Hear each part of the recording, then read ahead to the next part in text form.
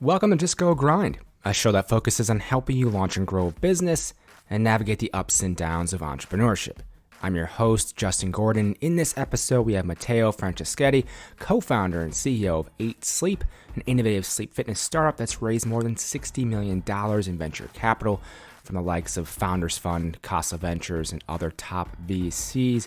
In this episode, we go through how this company got started, what they do today, why Matteo decided originally to go through Indiegogo to launch 8 Sleep, and what the initial version of the product looked like, the team behind 8 Sleep, the challenge they had in really manufacturing the first 8,000 units and going from that to then more consistency in terms of their manufacturing, Matteo's advice around getting through difficult times as a founder, the product lineup today, and really the tech behind what they've done, which is incredible, how Matteo approaches growing 8 Sleep today and what's really helped him take this company to where it is, and his own health stack. So his sleep, nutrition, exercise habits, we go through that as well.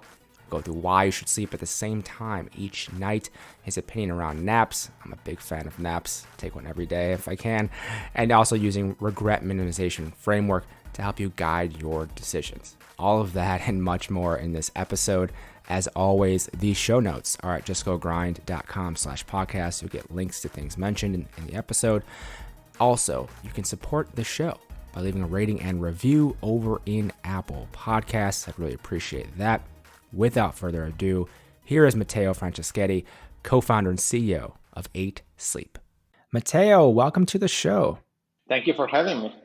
Yeah, appreciate you taking the time. And as I mentioned before we chatted, I'm so excited to talk about 8 Sleep and this company. And for the few people who maybe aren't familiar, what are you doing with 8 Sleep today?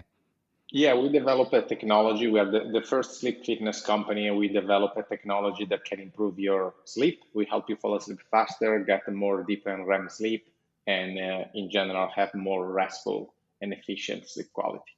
We will definitely go through kind of the different products and everything as well, but I would love to go back to the beginning because that's always for me fascinating. You see companies now and understand where they've taken things, but going back to the early days is fascinating to me. So for you then, how did this company get started in the first place, Matteo? Yeah, everything started because of 2 reasons. First, I have always been an athlete. When I was a teenager, I was a tennis player playing tennis tournaments and ski races, and then I got into motorsport. So I have always been I always paid a lot of attention to my recovery. And then 5 years ago, I was the typical entrepreneur working long hours until late in the night. I was trying to understand, why do I have to sleep 8 hours? Can I sleep less? Can I compress my sleep? And I started looking into that. And then I started wondering why Elon Musk is taking me to Mars and I still spend a third of my life on a piece of dumb phone. Why there is no technology in a third of my life. And I said, okay, let me fix that. How did you decide to go the crowdfunding route? Honestly, it was a time in 2015 where Kickstarter and Indiegogo were not really, there was a sort of a lot of attention around that, in particular for hardware companies. So it was really the most logical way to prove demand for the product.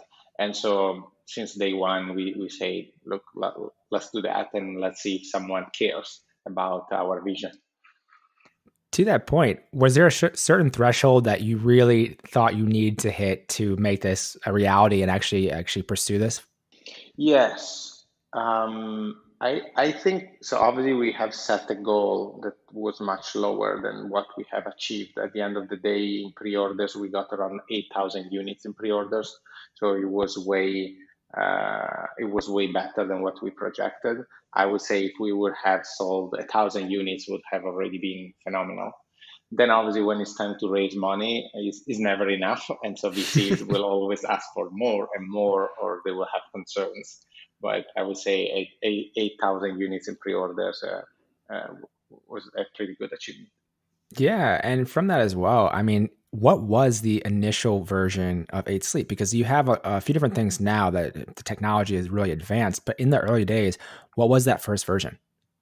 Yeah, and it's a great point. What we sell today is different from what we had at the time, and it was part of the same roadmap. But the bottom line is we started with a mattress cover that was able to track your sleep seamlessly while you're sleeping, and make also your bed smart. The reason why we started there was that we needed to develop all the algos and the sensors for data tracking to then develop the current product that is based on thermoregulation. Essentially, thermoregulation is the game changer for your sleep quality. Through temperature, we can help you fall asleep faster, get better sleep. But to be able to do that, we need to have very accurate sensors that can adjust the temperature based on your biometrics and sleep stages. And so we had to start with that product, and then we raised our round in late 2017, led by Khosla, that gave us the money to really build the correct technology. And for this as well, obviously you're mentioning the we behind this. Who did you start this company with, and how did you bring on such experts on this? Because obviously with sleep and the things you're doing, you need some expertise. Who's the team behind this early on? Yeah, so I have obviously co-founders. Right now there is Max, who is also our CTO. He's the tech geek who can build anything at super fast speed. And then there is Alexandra, and she runs marketing and growth. So all that you see in terms of branding and also in terms of sales happens because of her and obviously the team. Right now we are a team of 50 people, and we have people focus on hardware, people focus on ML, AI for all the data part, people focus on the software and digital experience, operations, and then growth. And with this team, you obviously were able to build from early on to actually fulfill those orders, which can be a nightmare for people. I know I talked to the co-founder of Super 73, and fulfilling those orders was so challenging early on. They mentioned of actual physical product. For you then, how was it fulfilling those first 8,000 or so orders in the early days? It was really, really tough, but really tough. I mean, just to give you an idea, I had to move to China for some months. I left with a one-way ticket just to go there and fix it, and I didn't know when I came back. So one day I went to my wife and I say, I'm leaving for China. I'm gonna go there to fix what's happening. And she said, fine. When do you leave? And I said, tomorrow. And she said, when do you come back? And there was no answer. I say, once I have fixed it. And so I came back a couple of months later. Wow. Take me through that. Hold on, that conversation, Matteo. What is that conversation like when you're telling her, yeah, I might be gone for a while? Like, what was that like? My wife knows me, and so she knows how my brain works. And so if I have something that needs to be fixed, I need to fix it. Otherwise, I could be physically there, but mentally I wouldn't. And she knows I'm really passionate about what we are doing here. So I take that as a mission. And I went there, and I think I fixed it. Obviously, not alone. It's always a team effort. But yeah, what was the problem at the time? Just curious. We didn't have a supplier at all. We didn't know anything about China, and trying to manage that remotely was not really working. We didn't have the expertise to really even set a realistic timeline of what we should happen when. And so it was really the ABC of manufacturing. So identify the suppliers, because it's not only one. We had a pretty complicated product. Negotiate the payment terms, build the line that can build the product that doesn't break, and put all the pieces of the puzzle together. And so we found first a consultant that was helping us there, and we started spending really 14 hours a day in a car going to visit different manufacturers. It was a really interesting experience because their culture is very different. And so you go in these rooms where they receive you, they start smoking, they offer you tea, and then usually if it's in the second part of the day, they want to have dinner with you. And so it's not an efficient process. Yeah. You really need to dedicate time, because otherwise it would be really rude in their culture. And so you really see 3 manufacturers a day, but we went through 40. And that is just step 1. And then you need to visit them again. And so it takes time. From that as well, then, so you were there a few months in China, but you ultimately ended up obviously delivering almost 8,000 units. What fueled the growth from there in those early days? So you had the Indiegogo, which gets some press, I imagine. What fueled the growth from 8 at that point? So the crowdfunding campaigns are really tricky because on one side there is this early excitement. Oh, we sold all these units. Now the thing is going to be great. But after the campaign, sales flat out until when you ship. And so because it takes a lot of time to then really build that hardware product, you go through almost a year with very limited sales. And there is almost nothing you can do to accelerate it because there is no product in the market, right? And so if you make the mistake that you start putting together a growth team at the time, they just start losing interest after some time because there is nothing to talk about. You cannot even give units to anyone. So that is one challenge. The second challenge is that you have to build 8,000 units. That going from 0 to 8,000 is insanely difficult, and not just to manufacture, but also to build a product that is solid and reliable. Yeah. And then once you have shipped the 8,000, you substantially start from 0 again, and you start selling 10 one month, and then 12, and then 15, and then 20, right? Obviously, the numbers are not exactly like that, but even if you sell 100 units in the first month, it's a good achievement. You built 8,000. And so the whole supply chain cracks because you have to build something for 8,000 units, but now you really need 200, 300, 400 a month. And so obviously the manufacturers don't like that. Yeah. And the whole supply chain you have put together needs to be readjusted, but in a smaller version. How did you go about that then? It was painful because probably the manufacturers had more experience than us, and they were expecting that. But usually, when you build a product, you have different lines, and so maybe at the time I don't remember the exact number. So let's use random numbers. Maybe we had 10 lines, Sure. and then you have to scale down to 1. And so it's just a matter of organizing the team and being upfront with the manufacturer. But obviously, it's not that there was all this experience at the time. Now, 5 years later, we have amazing people on board that they know this. Plus, we have learned it the hard way. The issue you have is manufacturers, they don't even want to maintain a line ongoing if it does not build enough products. And so the other tricky things that happens when you have a small number of units is that the manufacturer says, you know what, I'm going to build 1,000 for you. And then I shut down the line. When you need another 1,000, you tell me, because they want to use those people for other products. Right. And so at that point, you need to come up with projections, and you need to be fairly accurate, which you cannot be because you don't have data points at the beginning of the company.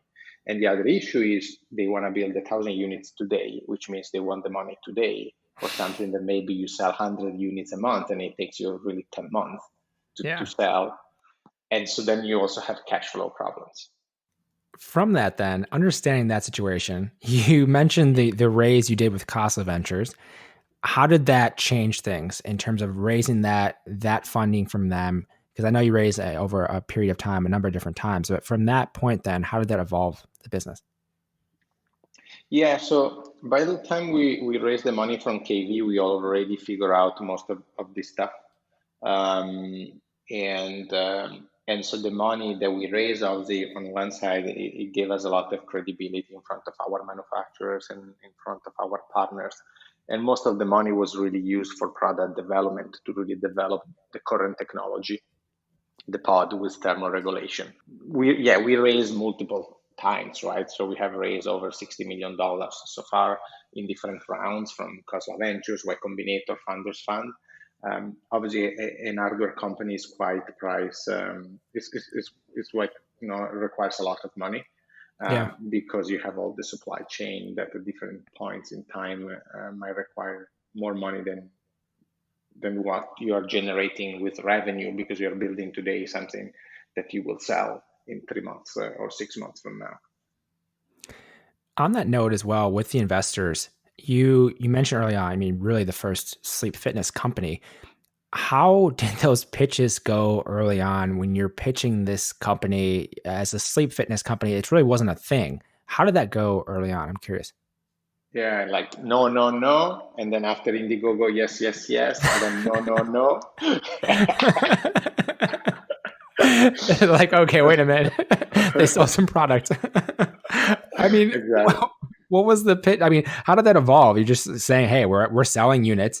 This is where our grand vision is. I'm just curious as to that because especially when you're a leader in a space, sometimes people just don't get it. I'm curious as to how you kind of went about that or, got Yeah. the really well-known, obviously VCs on board. Yeah, obviously, I mean, over the course of our history, we got if hundreds, if not thousands of no's. Yeah. It varies because it was before Indiegogo, where substantially no one wanted to invest. And then there was after Indiegogo, where we were able first to get into YC and then also to raise a 6 million seed round. And then there were delays with shipping the first units, and it was a very tough year. Um, and so we were still able to raise our A, but it was pretty difficult. Then things went really well the following year, and then was when we were able to raise from KV. But obviously, at that point, after that, I think is when hardware started losing some hype in the valley because a lot of hardware companies started being in trouble and then went out of business. They Yeah. didn't deliver. And so very few investors wanted to touch hardware for some time. Um, and then it picked up again. And then there was the big trend of the Peloton model with the subscription and all that. And so if you didn't have subscription, it was much harder. But then we introduced the concept of services, and so that unlocked a new round. But is a roller coaster, right? And you need to be able to really ride the wave, or just have such a strong story and strong metrics where there are no doubts about your opportunity. With you then in your experience, and obviously I'm thinking of the lens of other founders going through this process, is there anything that was helpful for you to kind of mentally keep going when you're getting all these no's and you have this grand vision but people are saying no constantly? Anything that was helpful for you that might be helpful maybe for other founders? I mean, I have this rule since when I started being an entrepreneur. Then when you have a really bad week, it means that a very good one is coming. Because at Mm, the end of the day, everything is a sum zero game. And so you need to go through very tough moments to have bright moments. So the bottom line is part of the game, is happening to everyone. Is you just need to keep going, yeah. and focus on what really matters. So maybe that is the number one advice, right? So these moments are the moments to listen to feedback from the right people and to focus on what matters, which most of the times is just really product and your customers.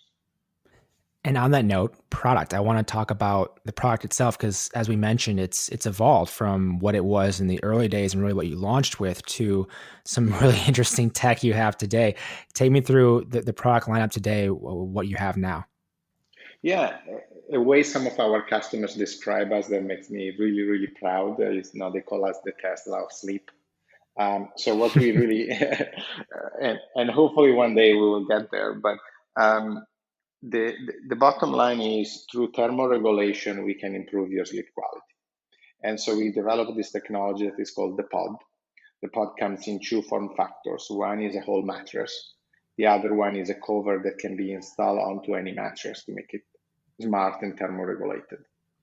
The technology is based on two things. First, there are embedded sensors. So there are dozens of sensors in your bed, and we can track everything about your health and your sleep. And then based on your biometrics, we adjust the temperature during the night to maximize your sleep performance. The vision that we have in 5, 10 years from now is based on two pillars. First, we want to compress sleep. What if you could sleep only 6 hours and get more rest than when you were sleeping 8 hours? Yeah. The second thing is to transform your bed in a medical grade device that can save your life. We will be able to let you know if you're getting sick. We'll let you know if you have sleep apnea, if you have COVID, if maybe you're going to have a stroke. And maybe even further than that, we will be able to scan your body every single night and let you know if there is anything wrong with your organs. That is what we are building. I mean, it's so compelling when you think about someone spending 6 to 8 hours, whatever it may be, laying still on some device every single night. There's a lot of opportunity there to do things with the technology side. And I had heard in a different interview that you said it really took you, I mean, like 2 years or so to develop some of the tech, especially around just making the beds cooler. What went into that? What was some of the testing that went into that, or just anything you could say around developing the tech that you have today? Yeah. Yeah, it took us a couple of years just to build the second part, which was thermoregulation. Then, if you really look also at the sensor part, we're talking about 5 years. Yeah. It was a lot of engineering time, both on the hardware and the software. On the hardware, we had to really recreate and build all these engine that is a thermoelectric engine that can heat and cool, because each side of the bed can have a different temperature, and the temperature can range between 55 and 100 degrees, slightly more than 100 degrees. So it's a pretty big delta. It needs to be quiet. It needs to be solid, right? Reliable. It needs to be Wi-Fi connected, and it needs to be comfortable. And then on the ML AI side, we needed to be first to make all the sensors work. And so we developed these unique sensors that we are the only company in the world to have it. And then based on the sensors, we then need to adjust the temperature. But then you start thinking, okay, how do I adjust the temperature? And so there is a lot of studies that we are running on our own, or against medical grade devices, or even in some of the largest institutions where we're running clinical studies to really validate the accuracy of our data, and based on the data to adjust temperature. But it's something that doesn't exist, so there is no literature. There is no history about that. There is history, right, clinical history, saying that temperature improves your sleep, but no one knows if you should cool in this moment, or heat, or cool in deep sleep versus thermal neutrality in REM. And so we're really discovering that as we go. With that as well, then on that note, with really the studies behind this, I mean, how are you going about that? Just more in depth of getting more research done on this, or promoting more research around all of this to help, obviously, which helps the business. I mean, how do you think about that today in terms of how you use that? Yeah. So on one side, there are clinical studies that we run, and that is mainly to collect truth data to train our algos. Second, based on our data, we just learn nowadays we have so many, thousands and thousands of customers. Yeah. Our algos, they just learn based on that. And then we also have an amazing community of, sort of beta customers that are open to test new features for us. And then we involve doctors.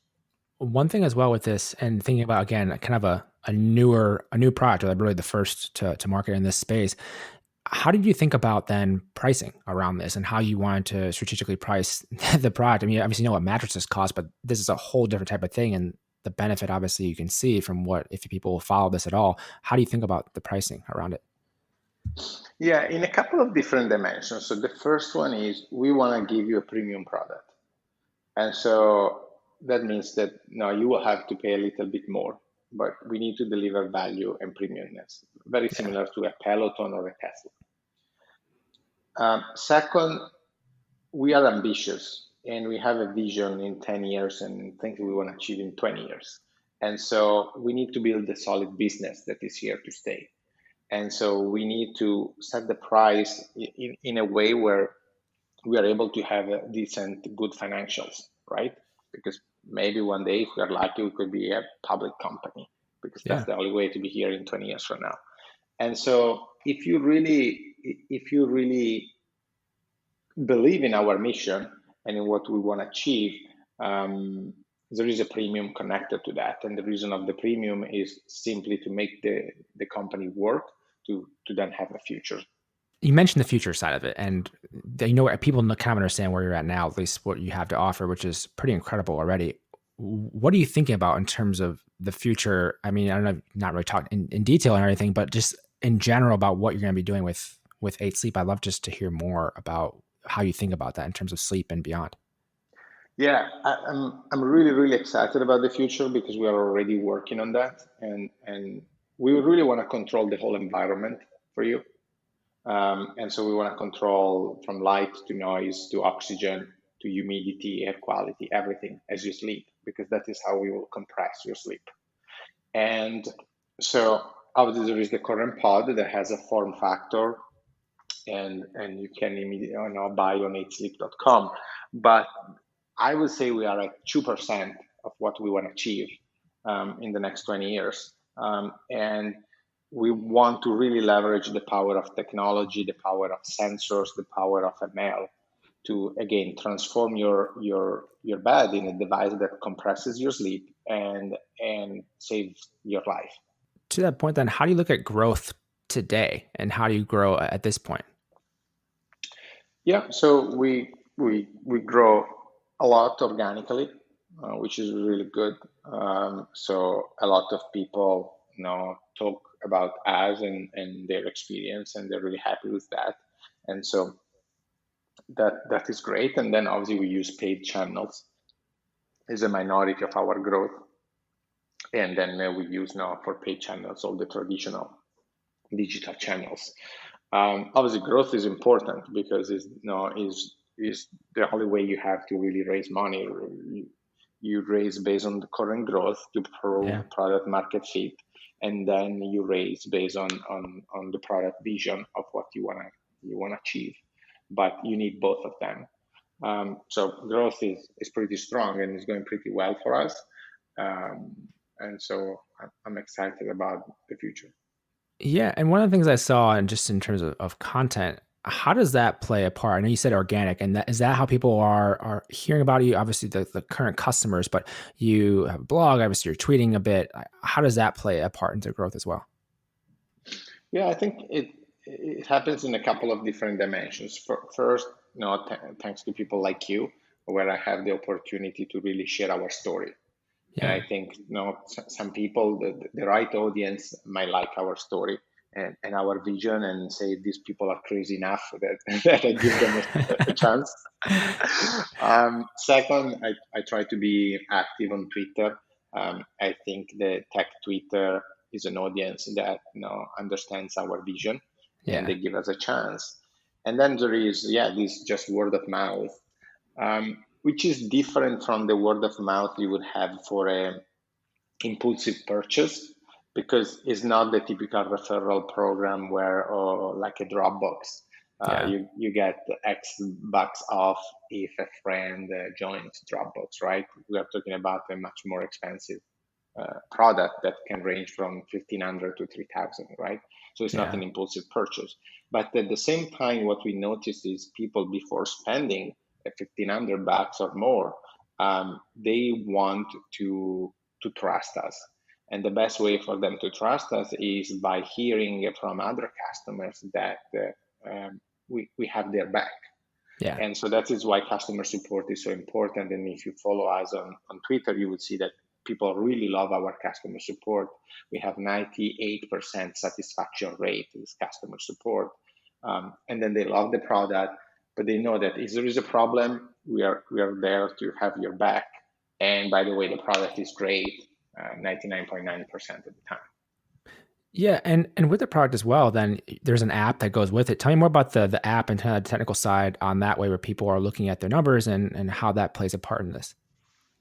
Yeah, so your pod is Wi-Fi connected, so you can control your bed from wherever you want, anywhere in the world. And through the app, you can do a couple of different things. Obviously, there are the temperature settings, and you can do it manually, or you could just trust us, and we would recommend you the best settings for your sleep performance. So you might receive a notification tonight that your bed is suggesting to adjust the temperature to fall asleep faster, or that a new heat wave is coming, and so you should change the temperature.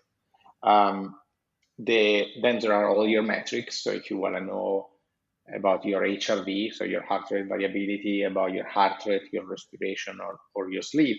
And then we also have this feature that is a thermal alarm. So we wake you up naturally through temperature and a gentle vibration, but without sound. And then we also offer content. So meditation, breathing, and stretching exercises that you could do before or after going to bed. With this as well, I want to take a step back, and I know you do an interview series called Health Stack that you have on your site and everything as well, which has been pretty fascinating to read some of those because I'm always kind of curious. I have an exercise sports science degree from undergrad, and so I've always been kind of curious more about these things. For you, what is your health stack today, Matteo?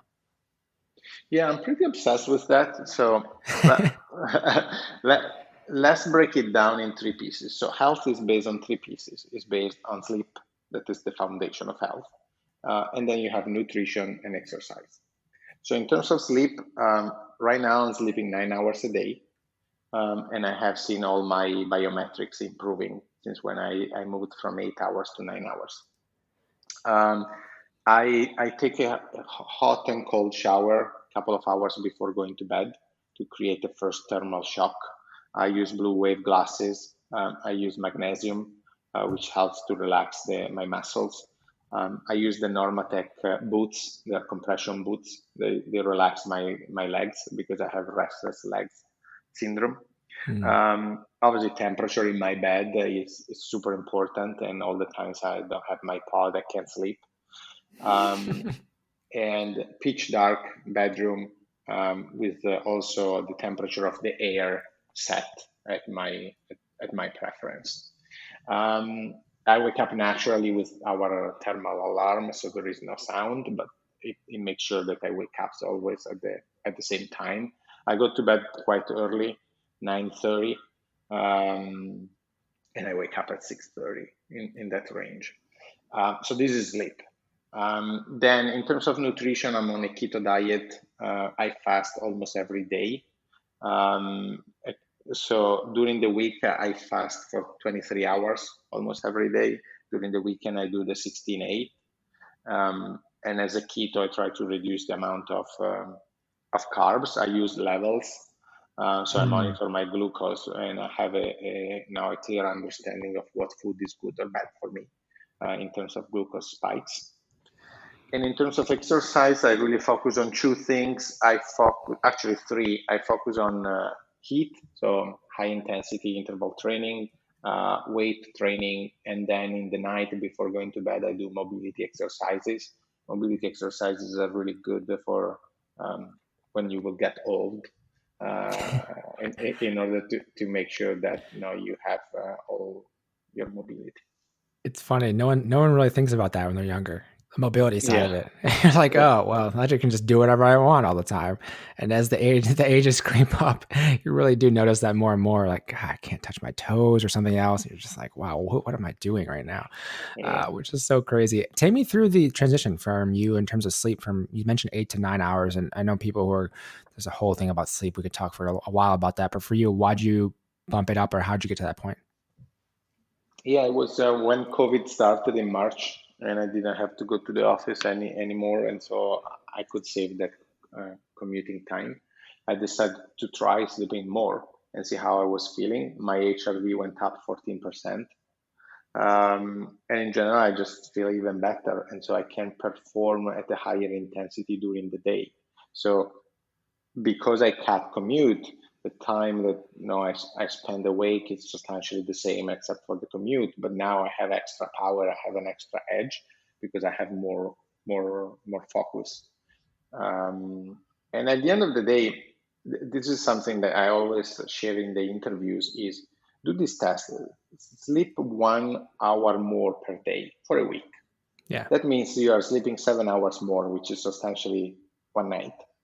And then at the end of that week, you just tell me how you feel.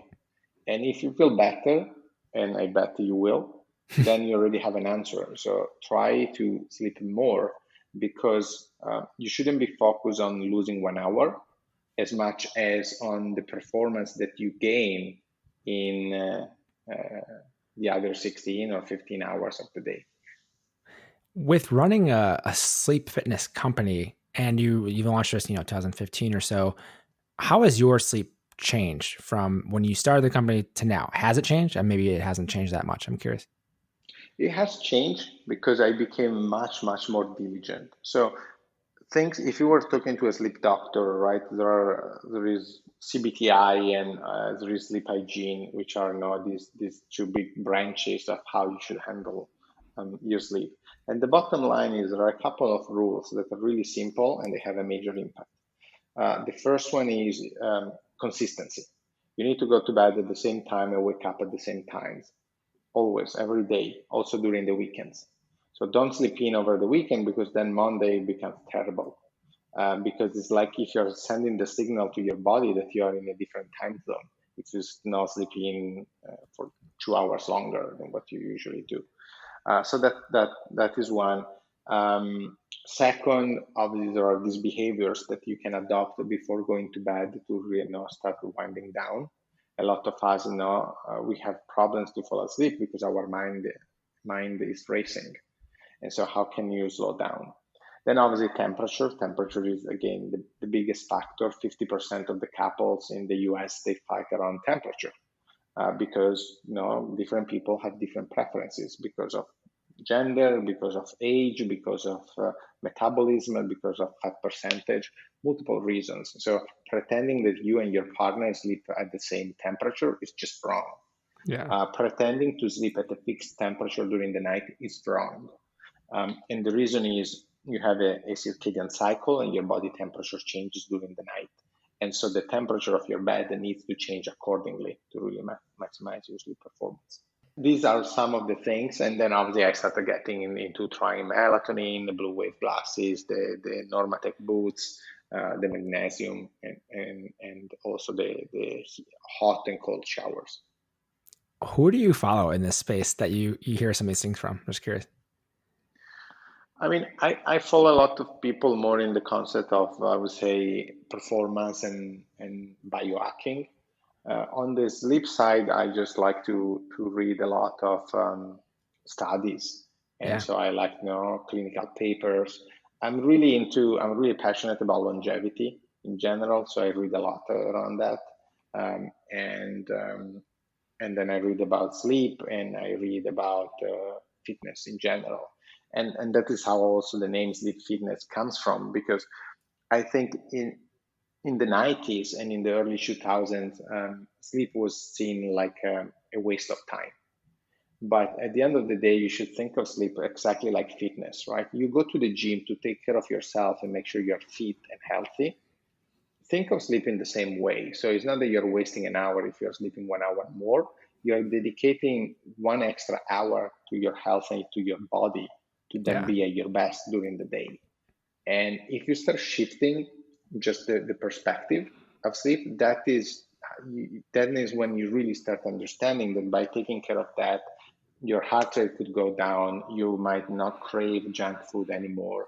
You will have more energy to train. You will have more energy to be laser focused during the day. And even just your mood, because of hormonal changes, will be better. With this as well, I mean, this is maybe it's still on sleep, but what do you think about the naps? Obviously, you're talking about at nighttime, but what about, do you nap or anything you heard about that throughout the day and how that plays a role? Yeah, I would say naps are amazing, are one of the best things that you could do for your performance. And so the reason why you feel tired at night and you feel more and more tired during the day is because of adenosine. Then adenosine builds up in your brain and it creates a pressure. By taking a nap in the middle of the day, you reduce your adenosine levels. And that's a great trick to feel great in the second part of the day and still be able to perform at your best. So actually, one thing that I do is I drink an espresso, then I take a nap for 30 Yeah. minutes. And the reason is the coffee usually it takes around 30 minutes to kick in your body. And so if you keep your nap short, which is what you should do because you don't want to get deep sleep or light sleep or REM, by the time you wake up is when the coffee is kicking in. And so at that point you will feel a super boost. I'm a big fan of coffee naps. I will say the same. I Yeah, take them almost every day, actually, which sure. is a routine I love. I'm curious with eight sleep. Then, has this just ruined other beds for you? I mean, can you even like sleep on other beds after you've experienced this? Like, how does that go for you? I struggle a lot when I travel and I go in hotels. I really struggle because it seems to me to go back to six, no, the 1600s to sleep it's like if you were going in a car without AC Yeah. and it's Oh, super Jesus. hot.